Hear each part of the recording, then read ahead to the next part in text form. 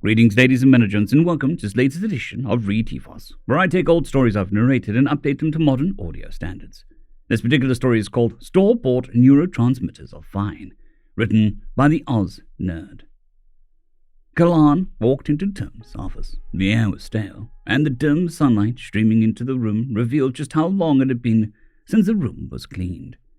At the far end of the room stood an unusually tidy desk and a bookshelf filled to the brim with documents and studies on psychology and various outlandish methods of calming one's mind. Between Kalan and the desk stood a small round table with 4 cushioned armchairs sat around it in an orderly fashion. Sat in one of them was Tim, a human that Kalan had seen for years, but knew next to nothing about. Not that he had made the effort. Once Tim's eyes locked on Kalan's, the human spoke. "Kalan, take a seat." Tim gestured to the seat opposite the small table. Kalan slowly made his way to this chair. His foot wasn't propelling him like it was a few weeks ago. His arms felt heavier than ever before, and every unit traveled was a miracle.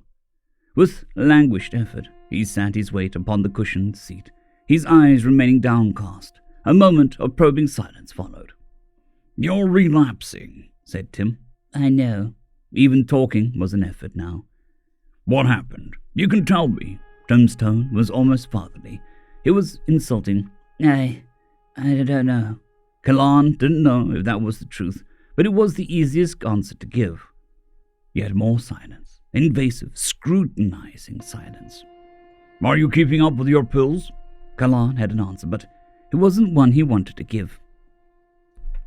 "Look, I understand. Sometimes we have days where it all goes wrong.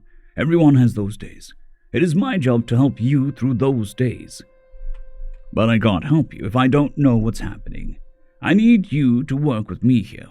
Kalan could just feel the human leaning forward in his seat, insulting his maturity by treating him like an angry child. But he had a point. He was the professional, after all. "No." Tim's tone darkened ever so slightly. "How long have you been off of them?" "About 2 months." "Why did you stop taking them?" Every question asked inflamed Kalan's blood like nothing else. He didn't want to be here.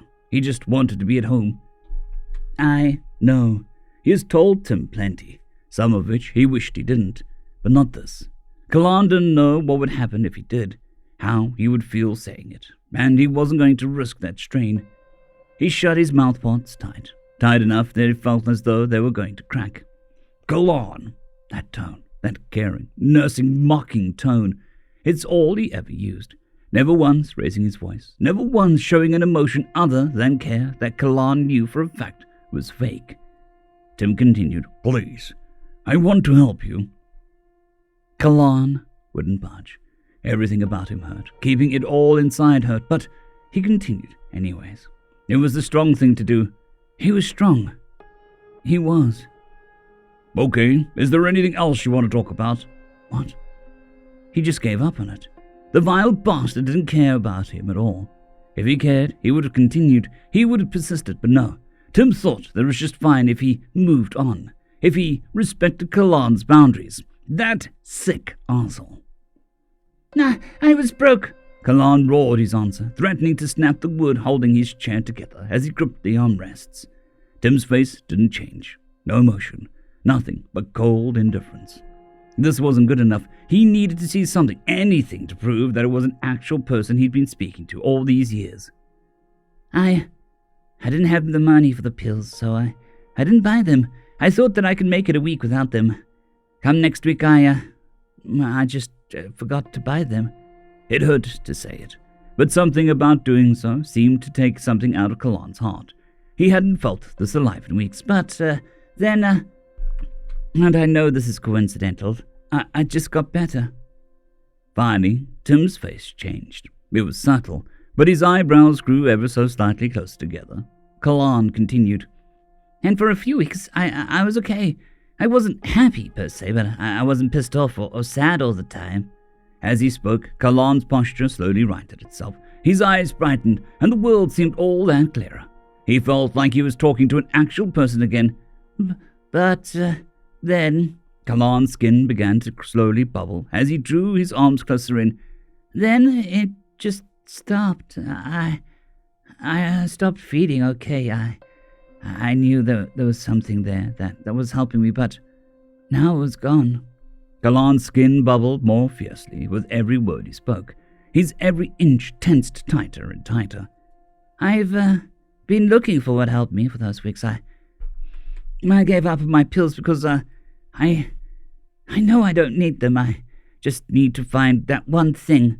Kalan balled his hands into fists, clenching them tighter as he reached his pitch. Then maybe I won't be forced to take drugs with potentially disastrous side effects for the rest of my life, just to feel normal.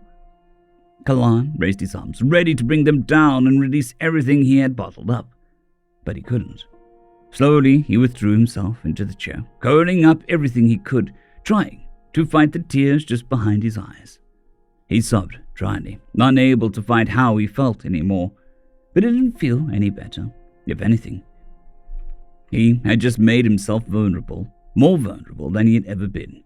And so Kalan sat there, sad, angry, and trying to regain his composure before Tim could break him down anymore.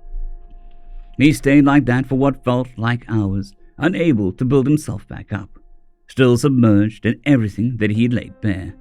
He thought he heard Tim say something, but it sounded like nothing more than a weaker drone. Then he felt it, Tim's hand on his back. Time seemed to freeze, and everything Kalan felt solidified into one emotion. Rage. Rage at himself, rage at the world, and rage at this one man for thinking he could empathize with him. He wasn't even the same species. Get off me! Before Kalan knew what he was doing, he spun around in the chair and slammed his fist into the human's stomach, sending him reeling into the wall directly behind him. Tim collapsed to the floor, gasping. Kalan seethed with anger, feeling bolstered by his defiance against what? His eyes widened as he realized what he had done. All of the color fell from his skin. His jaw laid slack as he took in the results of his impassioned act. He couldn't find the words to justify it. There was no justifying it. He looked to the door and back to Tim. He felt the door pull at him, begging him to run. Every fiber of his being was telling him to run. But he didn't. Tentatively, he climbed over the armrest and down onto the floor, inching his way closer to Tim. Tim opened his eyes, and Kalan froze as they locked onto him. What was he going to say? What was he going to do? Why did he hold out his hand? Tim's eyes, scrunched with pain as they were, held no malice. Nothing about the human's form showed signs of aggression, just vulnerability. Raw, trusting vulnerability. With a moment of hesitation, Kalan took the man's hand and helped lift him to his feet, steadying him as he walked to his chair. Kalan stood anxiously by the human's side, watching as Tim's breath steadied and his winded coughing lessened. And then Tim spoke. I'm not angry at you. Kalan couldn't believe what he was hearing. He'd just punched the man into the wall. How could he not be angry? This had to be another trick, something that he could use against him, but it felt different. It felt real. I can never know how you feel. Nobody can. But there are others like you out there who felt everything you do in their own ways. Do you know what they did? Kalan honestly shook his head. They got the help they needed, and they healed. Not permanently. What they have will never go away forever. But they got better. That's why I do this. I do this because I want to see people get better. And you are no exception. As the human pulled a notepad from his breast pocket and began writing, Kalan saw a side of Tim he had never known existed. The human had helped him through more trials than he could count, but he had never seen Tim this merciful, this empathetic, this caring. He didn't want to hold his tears back anymore, and he felt worse when one of them stained the slip of paper Tim handed him. Hand this in to the girls at the front counter, and they'll renew your prescription. I want you to keep taking them, even after we find what kept you going for those few weeks. Kalan nodded and made for the door, not wanting to leave the office for the first time in his life. As he put his hand on the doorknob, he heard Tim say his name. He turned to find the human standing before him. Kalan, I want you to remember that I am your friend. and that I am here for you. And even though I wish that you would have handled it differently, I am thankful that you were honest with me today." The human opened their arms, and Kalan couldn't resist. The two shared an embrace the way that two old friends would, and Kalan went on his way with hope that life would get better. Tim felt a buzz at his hip. He pulled his phone out of his pocket and answered the call. "Tim, I saw what happened on the cameras. Do you want me to call the police?" said Stacy, the security girl. Tim thought on it a moment. Consequences are a good learning tool, but when he thought about it further, it was no debate. No. Tim heard Stacy's confusion over the line. "Why?" Tim eyed the clock on the wall to his right before pulling a blister pack from his left pocket. He popped a sertraline pill directly into his mouth and swallowed, just as he had done every day for years. I think I can help him." End of story. I would just like to thank the T5 supporters: Bushmaster 117, Casper Arnholtz, Draxzoon WRE, Elijah Silvercross, Gray, John Carrington, and Severin Cerberus. Thank you very much.